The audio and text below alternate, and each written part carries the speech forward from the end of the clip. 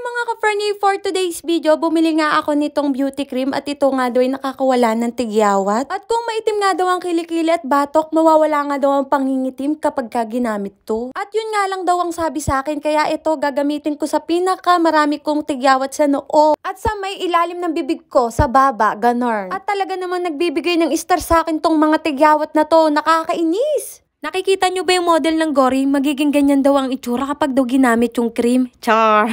Gory Beauty Cream with lycopene, avocado, and aloe vera. 7 days recovery daw. Char! Binasa ko lang ha. Basahin ko na rin tuloy yung benefits. Gory White Radiance Night Beauty Cream whitens and nourishes your skin at night. Vitamin B3 provides cellular energy for skin to enhance skin's renewal process. Direction. Apply at bedtime after cleansing your face with face wash. Apply cream over your face and neck at night. Nakalagay dito made in Pakistan at talaga namang galing pa sa ibang bansa ito. At mura lang ang pagkakabili ko.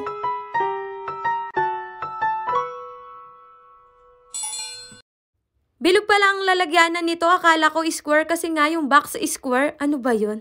At talaga namang pinakita ko pa sa inyo paano ko siya buksan. At ganito nga pala ang kulay niya, medyo light green, ganon.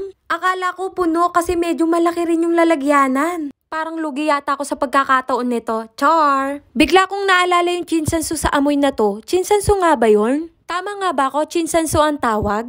At eto na nga, ina-apply ko na sa aking pagmumuka. At dahil first time ko nga gagamit nito, hindi ko alam kung gaano kadami ang pwedeng ilagay. Ipahid ba? Ganon. At nagumpisa nga ako dito sa akin noo dahil nga dito nga ako maraming tigyawat. Nakaka-stress baga. Taga Quezon Province nga pala si Daddy Chester kaya nahawa na ako sa mga salita nila. Bigla ko tuloy na miss yung asawa ko. Paano kasi ang lambing-lambing niya magsalita? Di ko katulad, ang bilis-bilis parang mabunganga ganon.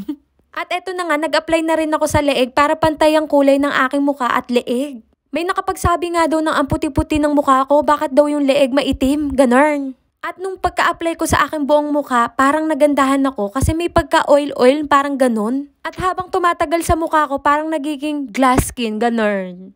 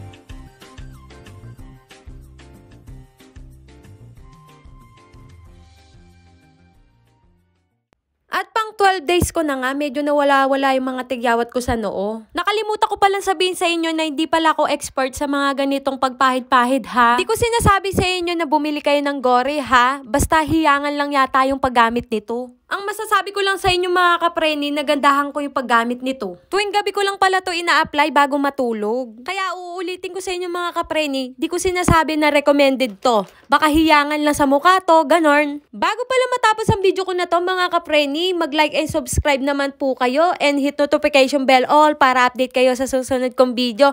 At maraming po salamat sa panonood. Hanggang sa muli, bye!